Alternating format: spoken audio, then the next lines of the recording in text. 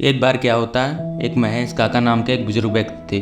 वो बहुत गरीब थे, लेकिन वह जिस राज्य में रहते थे उस राज्य का राजा महेश काका से बहुत चिढ़ता और उससे जलन करता था, क्योंकि महेश काका के पास एक बहुत ही सुंदर घोड़ा था। ऐसा घोड़ा ना राजा के पास था और ना ही किसी और राज्य में। कई बार राज्य के बड़े अमीर लोग घोड़ा खरीदने के लिए आए, लेकिन महेश काका ने घोड़ा बेचने से मना कर दिया। एक दिन महेश काका बैठे हुए थे, तभी उस राज्य का मंत्री आता है और कहता है कि आपको राजा ने किसी आवश्यक कार्य के लिए बुलाया है। महेश काका मंत्री के साथ राजमहल में चले जाते हैं। महेश काका राजमहल में पहुंचते हैं तो वहां देखते हैं कि कई सारी थालियों में सोने के सिक्के रखे हुए थे। राजा बोलता है कि घोड़ा मुझे दे दो और ये सारे सोने के सिक्के तुम्हारे। लेकिन महेश काका घोड़ा देने से मना कर देते हैं और कहा, यह घोड़ा नहीं बल्कि मेरे परिवार का एक सदस्य है और मैं अपने परिवार के सदस्य को नहीं बेच सकता। इतना कहकर महेश काका अपने घर चले आते हैं। रात हो चुकी थी। महेश काका ने घोड़े को चारा खिलाया और जाके सो गए। सुबह उठे तो घोड़ा अपनी जगह पर नहीं था। महेश काका ने घोड़े को इधर उधर बहुत ढूंढा, लेकिन घोड़ा नहीं मिला। यह बात आसपास सबको पता चल चुकी थी। कुछ लोग इकट्ठा होते हैं और बोलते हैं, इतने गरीब हो और इतने कीमती घोड़े की रखवाली कर रहे थे। घोड़ा तो चोरी होना ही था, क्योंकि तुम इतने कीमती घोड़े की रखवाली नहीं कर सकते। इससे अच्छा घोड़े को बेच दिया होता, कम से कम गरीबी तो दूर हो जाती, कुछ पैसे भी मिल जाते। महेश काका यह सब सुनते रहे और बोले, ठीक है, कोई बात नहीं, देखा जाएगा जो होगा।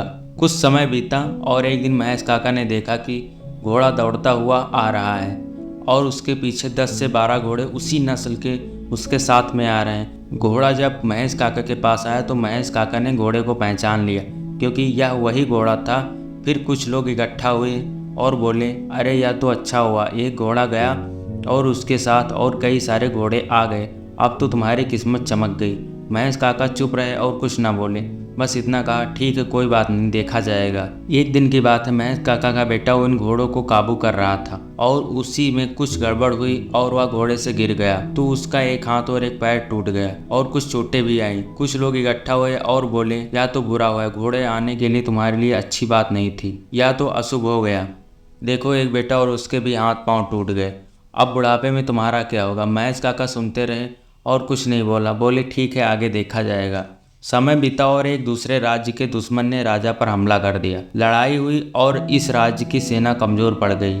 फिर क्या, राजा ने आदेश दिया कि राज्य के जितने भी युवा हैं सब लड़ने के लिए जाएंगे। फिर क्या, सबको ज़बरदस्ती जाना पड़ा, लेकिन महेश काका का लड़का बच गया, क्योंकि उसके हाथ पैर टूटे हुए थे। फिर कुछ लोग इकट्ठा हुए और रोते हुए बोले, देखो, मेरे बेटे को युद्ध में ले जाया गया है, पता नहीं वापस आएंगे या फिर नहीं आएंगे।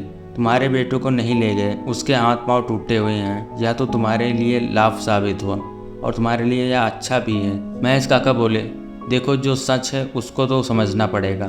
तुम्हारे बेटे लड़ाई के लिए गए हैं तुम्हारी मर्जी के बिना। ये तुम्हारे लिए लाभ साबित होगा या हानि, ये कोई नहीं बता सकता। महेश काका ने आगे कहा, होता क्या है, चीज़ों को लोग अच्छा बुरा कहना नहीं छोड़ते।